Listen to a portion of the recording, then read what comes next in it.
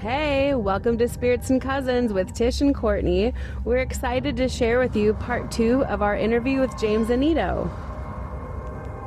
Location and culture makes a specific kind of haunting. The Eastern culture, more British oriented from England, while, the West Coast, more of Spanish culture, maybe Chinese culture, Asian culture as well, because of the gold rush out there. Cultures do make specific hauntings interesting. As somebody that, I'm kind of going to gloat right now. Somebody that actually did led a tour, a 1-week tour in Romania, in Transylvania, following the footsteps of Vlad the Impaler, and was the first United States group to investigate his birth home. Wow. Culture does make a haunting specific to its area. So the feeling out there was much different than the East Coast, or much different than the Midwest or the West Coast. The culture makes an area makes a specific haunting more interesting, and I've come to find that out throughout many different areas, because I've traveled from east to west investigating, and then I investigated some of Europe. So I find fascinating that connections have different aspects to how hauntings occur. I'll say that, most people that listen to podcasts, they love to hear stories. And I'm going to have to look. I don't know if you've done any storytelling of when you led that trip to Transylvania, because that would be a really interesting story to listen to and just to hear your experiences were. Well, what the coolest factor of that was, and regardless of it being more pop culture than anything, is right. Bran Castle, Dracula's castle, where Vlad the Impaler maybe only visited once, but the idea of vampirism, which has a lot to actually do with demonology, which you not expect, of course.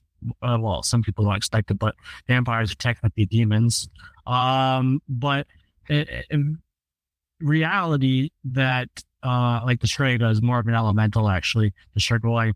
But the thing is about Bran Castle is that the idea of Bram Stoker's Dracula was such a big thing in my life, especially, like I said, reading about literature in my youth. Like Bram Stoker's Dracula was just a pinnacle. And then, of course, the movie with Gary Oldman. Let's talk about that great movie. Well done. So just to experience those things and kind of make those connections are pretty fascinating. Bram Stoker wrote Dracula in the library next to the British Museum. And if you go to that library next to the British Museum, they have it set up the table he wrote Dracula at. It was very cool.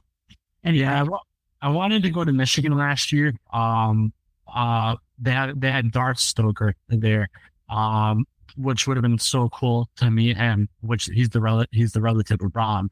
But actually the craziest thing, Bram Stoker never went to that castle at all. He just, I believe, saw pictures of it from what the testimony of local Romanian culture. But it was just such an appealing castle to him, because it is actually very beautiful. Being on the hill it is, I could see why he would think that it would be such a pinnacle location. Plus, a lot of his conception of Dracula was from Vlad Dracul and then Vlad the Impaler as well, because of what Vlad did. Even though he wasn't a villainous person at all, even though he was a little crazy, he was a hero there. He was on everything. He was on money, postage stamps. So, it was very interesting how he took that mythos of somebody and kind of spun it and made it a piece of pop culture, because this is really what kind of blew the vampirism culture into play, because like Romanians still to this day believe in the Strigoi, which is the early conception of what a vampire is. They still believe in to this day, actually. But I never came across any Strigoi. They do exist, thankfully. I did not. But that really was the pinnacle of the vampire legends. So, slight change of topic. We talked about your most intense investigations and the demonic ones. What about your most fun investigations? A lot more fun. Like I have the great ability, and I'm thankful for this, that I have been able to investigate across the country doing public events. So there's a lot to name, but I'm trying to think what would be the number one spot. I would The number one spot you enjoyed the most. Which investigation was it? I would have to say that even though I haven't investigated in a very long time, every time I drive up to it, it's like seeing the city from Wizard of Oz. Would be Waverly Hill Sanatorium. It is just a cool place. I tell people, I never really had any bad experiences there at all. Why I tell people it's probably one of the coolest spots is because if you're an early investigator, that is one of the best. It might have changed now. I know they were doing renovations and they went through all that drama between the board and the owner. It's the coolest spot because if you're an early investigator, it really gives you kind of the best way to debunk, because it is, the top floors beyond the first two are open to the element. And there's a lot of outside noise, a lot of infiltration of air. There's bugs, there's sound that travels because there's a road not too far from the entrance. You're on the country, so gunfire, you're in Kentucky. So you might hear people at a gun range or hunting. So it is the coolest spot because of just the sheer mass of it, the sheer history of it, and how many people actually died to tuberculosis there. But it's also a great spot because it gives you a good idea on how to investigate, especially in an exterior location, but also how to kind of analyze your evidence and try to throw out the pieces that are that don't have any real data to it. It's interesting because at Paracon, a lot of people talked about the other investigators on the panels. They mentioned Waverly a lot. Yeah, if you haven't been there, it's like I said, driving up to it, you feel like you're at the city of Wizard of Oz, and it's just like you're going down the yellow brick road, and you're skipping along with Toto. It's just that feeling because it is a massive place. I've been to a lot larger places. At the same time, there's just something to it. It gives off not a bad energy in the sense, but as somebody that really doesn't sense energy, it really kind of gives off that kind of energy that like you're here at something that is so mystifying. It's that has so much history, because there was one of the largest tuberculosis hospitals in the country for a very long time. It was massive. It kind of paved the way during that time frame when people were dealing with TB. So it really is just a fascinating place. And like I said, it's just in and out pretty darn cool. It's pretty popular. It's pretty popular on some of the TV shows, that do investigations. And I think that probably is prompting me to ask you another question and what your opinion is, since we're kind of talking about Waverly, one of the most haunted and one of the most popular for sure. What are your thoughts on all of this kind of overly dramatized television and TV shows that are out there? And do you think any of them do a good job representing kind of the study and practice of demonology and or paranormal?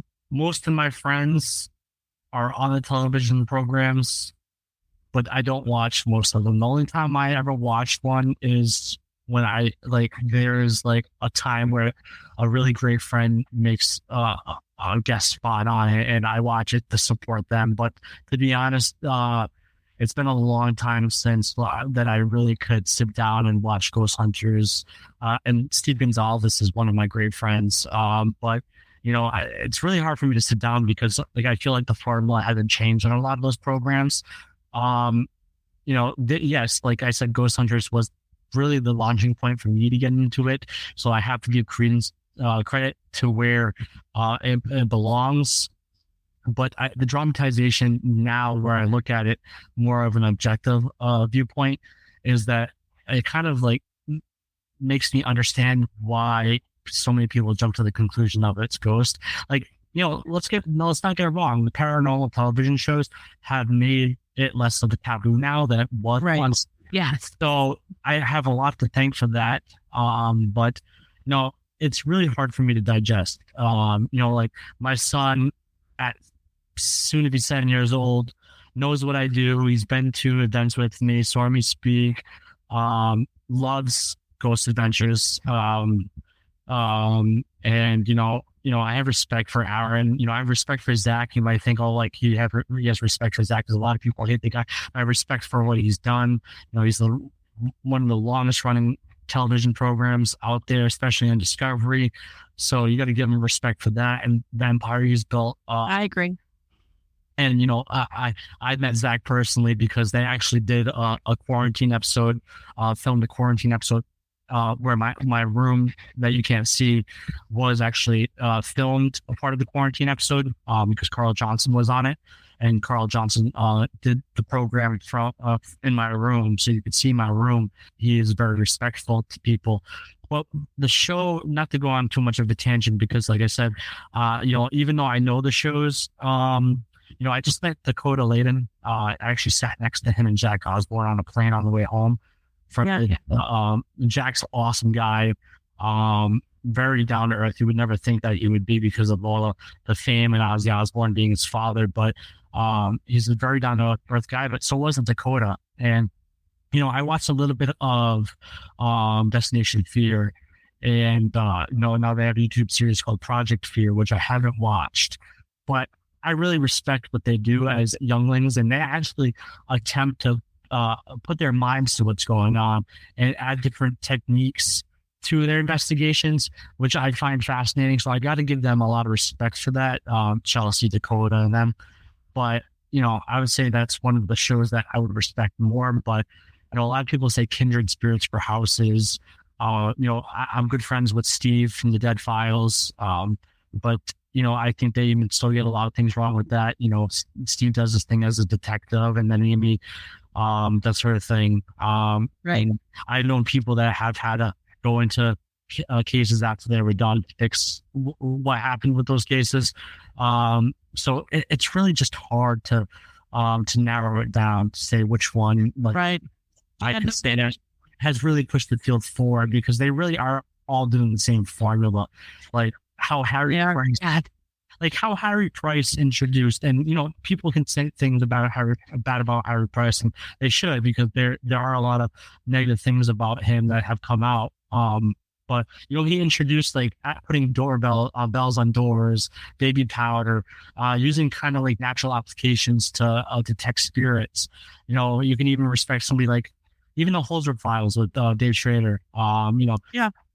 Which was a very interesting show. But even Hans Holzer tried to push the envelope by using mediums and getting a better understanding of things. But, nobody's really trying to push the envelope anymore. Ghost Adventures pushes the envelope, but, a lot of that has to be taken with a grain of salt too, with how, and everything is demonic when it comes to the show.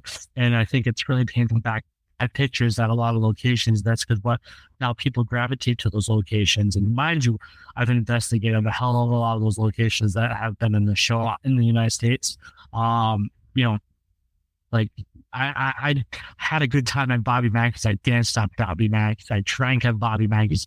If I felt any inclination that there was a demon there or some negative force that was willing to take me over, that would have never happened. So people need to digress that when they hear that something's demonic at these locations, and they gravitate towards it. Right. It kind of makes my day a living hell, because they go to those locations and then they're now dealing with things at their home. But is it from that location, or is it because they wanted something and created it through thought form, or did they actually? Yeah, I find it interesting too when I was reading about what John does on the demonology front, John Zappas, and his collection of objects. I have to ask you, with all your investigations, and I know that doesn't necessarily mean you're a collector, but I'm going to ask, do you collect haunted objects? Because a lot of times people want to get rid of them. They don't know what to do with them, which is how he ended up with so many, right? Hell no, I do not collect objects. A lot, John Zaffis, contains them. He does the right rituals, and so don't like Tony Spear and Nesper. They keep in a shed. The museum's a shed. I actually have been in the museum. I actually one of my most known YouTube videos is me blessing Annabelle and blessing people going into the museum. I don't think to foster haunted objects because I really believe the mentality of, even though I'm speaking about this at my house, work is work and home is home. And I try not to meld the two. So why am I going to bring my work home with me? I think that's kind of stupid. And I hate to say it that way, but John does it totally different, and I respect the way he does it. So most of my objects are discarded. I can't tell you how I discard them. I'm just kidding. I usually get permission to bury them on holy grounds. I put them in a black bag, anoint them, throw holy water in there. So I bury them on holy grounds with permission. I'll throw them in a body of water. Or like a certain case where I dealt with the museum in Cape Cod, I actually, because they wanted the object to not be discarded, I actually got all the paperwork and documentation from the museum, and then actually gave it to John, and he actually has an item from the museum that was actually creating activity in the museum, and I gave it to John. So, I do reach out to the proper people that handle these objects correctly, and not just use it as some sort of hobbyistic approach or hang it on their wall or put it in their house, because to me, it would be mundane for me or an oxymoron to say, well, let me take it out of this person's house and give it to somebody that's improperly going to handle it. And then I'm going to be called to their house. And again, so it's like, I don't want to keep hanging my, I try to escape from the definition of insanity, which is doing the same thing over and over again, the same way, expecting a different result. Yep. So I try to make sure that proper people handle it, or I, like I said, discard it so that people can never get it, unless that unlucky bastard that's going fishing and somehow pulls up a black lap bag and there's an item that's a haunted item, and God bless them if they do. I mean, you never know. It totally could happen. Yes, the chances are there, right? Well, now those people going around with metal detectors, that's a thing. Yeah. Well, hopefully they're not doing it on the Holy Land. Hopefully not doing it like on a graveyard or church lands. So one of the reasons I've been so excited to talk with you about elementals and UFOs, because it is definitely something that I'm interested in, but not a lot of people discuss it. Yeah.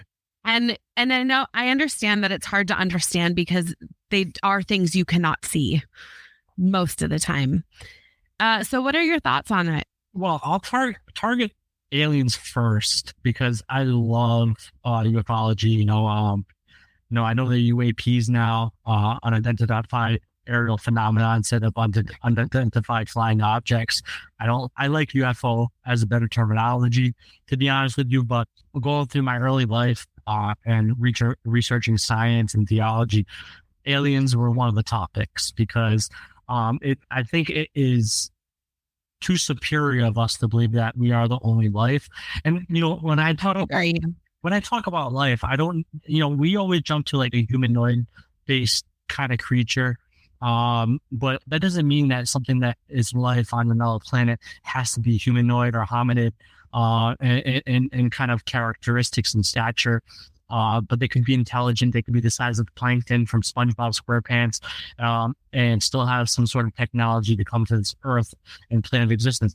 Encounters of the Fourth Kind, or is it the Fifth Kind? They were invisible, unseeable aliens. A Quiet Place, another movie. Those aliens are unseeable as well. So, I think there's sometimes that ability that these things that are from a distant planet might not be seeable to the eye, or it might be a lot different than we think. But we become too superior to think that we are the only life in existence. Now, do I believe a lot what is said with aliens? It's hard for me to believe so because, that boom started with like a lot of the old science fiction articles, H.P. Lovecraft, L. Ron Hubbard, a lot of aspects of the introduction to science fiction is really what really kind of exploded the alien idea in the United States and in the world. You had Roswell's, and I believe when it was in the 60s, right? Yes. Yeah, in the 60s. And then, of course, you had Barney and Barbara Hill, I think I said it right, in New Hampshire. And you have Travis from Fire in the Sky. You have all these people that have these experiences of being abducted. So, I don't discredit their experiences, but I've never experienced it. And so to say that I've had a UFO abduct me or I've experienced aliens, but what I have dealt with is I have dealt with cases that I've been brought on, 2 of them actually. They thought it to be demonic, and eventually I actually called MUFON in to get involved because I felt like the criteria of it was a little bit beyond the spiritual realm. Like one guy actually got an X-ray done and there was an object in his arm. Wow.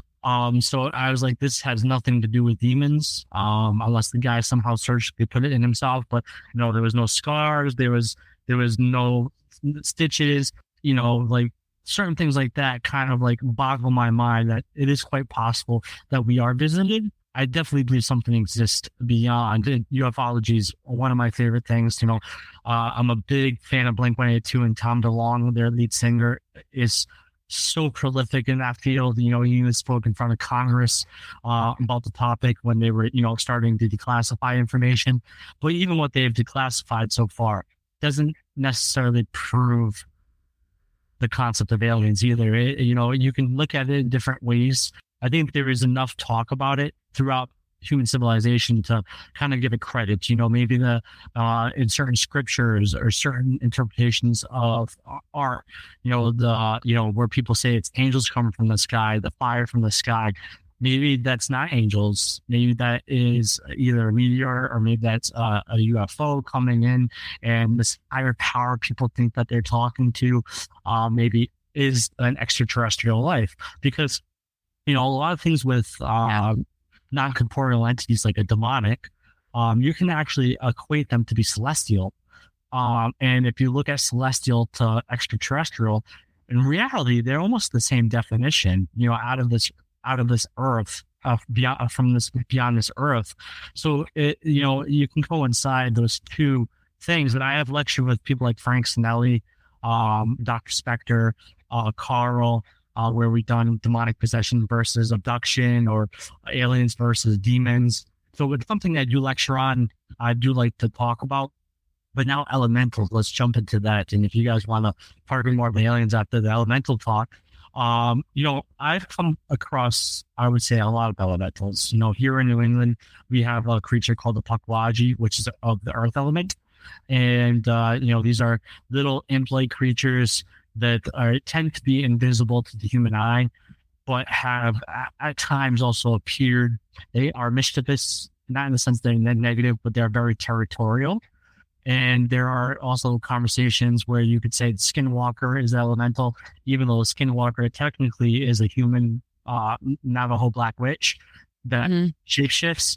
But you could say that's some use of elemental force or ritual. We have the Bridgewater Triangle out here, where there was a lot of Native American land that was said to be cursed. Elementals come into key places there. Hinsdale House is said to have elemental forces there because, for one, against that was Native American land. So, elementals are very interesting because they come from the elements. Do they predate human civilization, or did human civilization through ritual invoke the elemental? Because there's a word called tulpa, which is another form of thought form. Where maybe these tulpas were created by Native American tribes through ritual, drum circles, from conjuring of fire, earth, water, air, and then they create these forces. And very actually well-known elemental which is very widely confused with the demons, is the jinn, which is another way to say genie. So the jinn are elementals in Islamic folklore. So there are a lot of cultures and people like myself that I believe have come across things like the jinn or pukwajis or shapeshifters or fire spirits or earth spirits. So I definitely think they exist. I don't necessarily fundamentally deal with them in the sense of as a demonologist, where I would say, okay, let me do this. Usually I would call, I have thankfully been to a few powwows in my life and have become acquainted with shamans. Chris Sutton was a great friend of mine, Coyote Chris Sutton. He passed away a couple of years ago. But Chris Sutton was a shaman. And, if I felt like it was something of the Native American background or an elemental, I would call them, because they have certain techniques and rituals to handle those kind of spirits or deities or entities, or whatever you want, or elementals, if you want to just say that. So they have certain techniques and ways to either fend them off or to speak to them through a ritual where they offer a peace offering and said, this is this territory, please do not step over it, because most elementals are very protective. They are. That's why a lot of people say that an elemental is negative, but like I said, they're very neutral. They can be benevolent or malevolent, but it really is dependent on the situation and how you approach them. Like pukwajis, like I said, they're mischievous, but if you let them be, if you stay at a distance, they won't bother you. But if you step onto their land, and then especially if you want to communicate to them, they generally don't like that. And so those are my experiences with elementals. And I think they're a fascinating phenomena, but like, once again, I think we lead to what came first, the chicken or the egg. But I really think elementals are of human creation, because I think just the ritual we enacted certain things. Maybe the Pukwudgie were beings before humanity, but humans dealt with the experiences. We experienced this. So is it a commonality that we created these beings or these forces, or were they here before us? That's the big question with elementals. And I think that's something that I find fascinating. What came first, us or the elementals? And some people will say the elementals and some people will say us, but I also think that a lot of elementals have to deal with the human conception of it. Well, and the indigenous people have lived on this land for such a long time. In Monterey alone, for at least 2,000 years, we had indigenous people were living here. And so who knows how much with their rituals, and they're working with, whether it's the directions or the earth, again, how much they could have easily brought up or helped these elementals come forth. Well, yeah, for sure. And, humanity, I think, is dated right now at like 240,000 years old, and our formal hominid.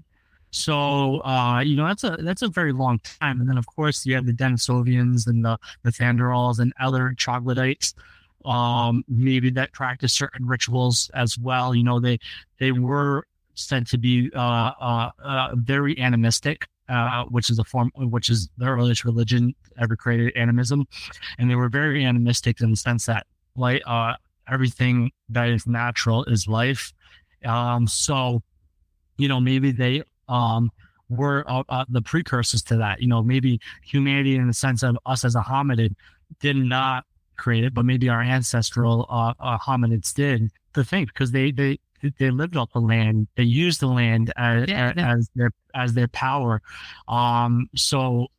But once again, were they a precursor to the hominids, or were our ancestral forms of the creator of these factors? And that's the interesting debate, because the more that we learn more about humanity and our distant nature of it, for a long time we thought humans were only 10,000 years old.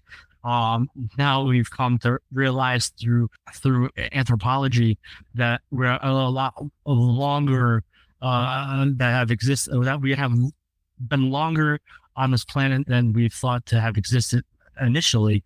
So it's very fascinating. I agree, clearly. Okay, well, listen, here's the good news. We only have 2 questions, 2 areas left, James. And I hope you don't mind, but we're going to end up making this a two-parter on our podcast for this. But it's been fascinating. I mean, I hope it's been fun just having this conversation and talking about some of this stuff for you. I love your questions. You guys are great personalities, both have different backgrounds, which makes it very interesting. You're not both from the same backgrounds, asking very nilly-willy questions. Yeah, that's awesome. Very open-ended questions. And to be honest, I love to go on tangents. So a lot of these topics we talk about are things that have been discussed thousands of years. So realistically, I could speak thousands of years if I could live that long about the topic, about the exploration of these certain topics, because things like aliens, things like cryptids, things like spirits have been a large part of our culture for a very long time. Well, I'm keen to do something with you down the line where you talk about that trip you took that group on to I guess it would be Transylvania, if you're there at the castle and everything. Romania. We did Romania. Like, we spent some time in Bucharest, which I will say, like, I can see, regardless of what people think of the Tate brothers, not to get into that, talking about YouTubers, but I could see why they moved to Bucharest. Not only is it $5 of their one of our dollars is $5 of their dollars. So if you go there with a large sum of money, you can live lavishly for the rest of your life. Yeah. But Bucharest is known as Little Paris, and it is a beautiful city. And I dream about my trip to Romania all the time, and one day I cannot wait to go back. And if I didn't have kids and didn't want to be halfway across the world from them, then I would totally move there. Well, there you go. So I have to ask you 2 questions left. Can you share any new or exciting projects you have coming up, or anything you're doing that you're really excited about right now? Well, so, this past year I've taken a hiatus from the paranormal. Like, yes, I did Michigan. I've done a few events here or there that have probed me to come out. But I do some consultations still. My website went back up a couple months ago, but it was down for a long time. Like I said, I deleted my social medias outside during our private conversation. But so I really have tried to more focus on my kids. I have a 14-month-old son, and then I have a 6-year-old son that's going to be 7. So I've really have kind of realized in my life that for a very long time, I was taking a lot of time and effort on the paranormal, traveling, doing lectures, doing cases, doing investigations. So I really kind of this past year just tended to focus on my family. I went through some personal things that, finally have kind of figured itself out within the past 6 months or so. So, I really still kind of like arm reach away, but, I would say if I have anything really going on is like you guys saw in Michigan is, I've worked with Sam Baltrusis, author Sam Baltrusis, who's a great friend of mine. He's wrote, I believe, I don't want to say it wrong, but I think up to 15 books in a lot of his books. So shout out to Sam Baltrusis' books. But what's it called? We do a lecture called Monsters of the Paranormal, and it seems like this year coming up, we have a few events where we will be doing that lecture. One in April. I forget. I have to look at my handy dandy calendar, but some of these events I can't announce yet, unfortunately, until they're announced by the event coordinators. But yeah, so basically that's really what I've gone on right now, trying to get our Monsters of the Paranormal more out there. We've lectured about it past couple of years. It's been a very popular lecture because he hits it on as a clairvoyant historian, and I hit upon it as a demonologist and paranormal investigator. So I think, like you guys said, you liked it. So we tend to get that feedback a lot. So that's my general gist, to try to keep Monsters of the Paranormal going, getting at more events for people to become more aware of people's perceptions of certain things. It's really what I have going on.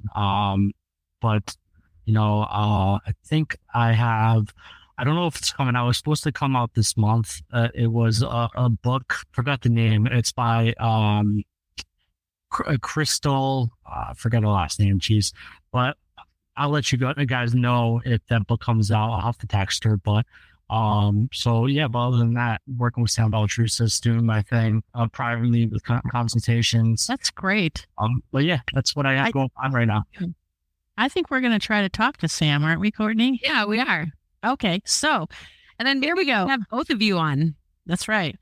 Yeah, so you should do individuals and then us together. We've got something fun lined up for the very last question. Okay. Now, this is probably something, James, you haven't come across on a podcast that you've been on, or maybe you have, but we're going to give this a try. So we thought it would be fun before we end here.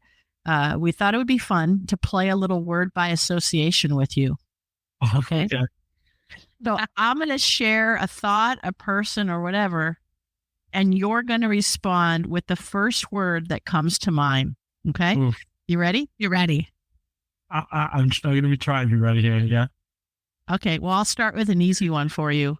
Please. Demons. Malevolent. Chip coffee. Psychic. Elementals. Nature. Ouija board. Parlor trick. The Conjuring. The occult. Ghost Adventures. Demon. Adam Berry. Audacious. See, that wasn't so bad. Have you ever done that before? No. Some of them I had to think because there are certain answers that I wanted to say.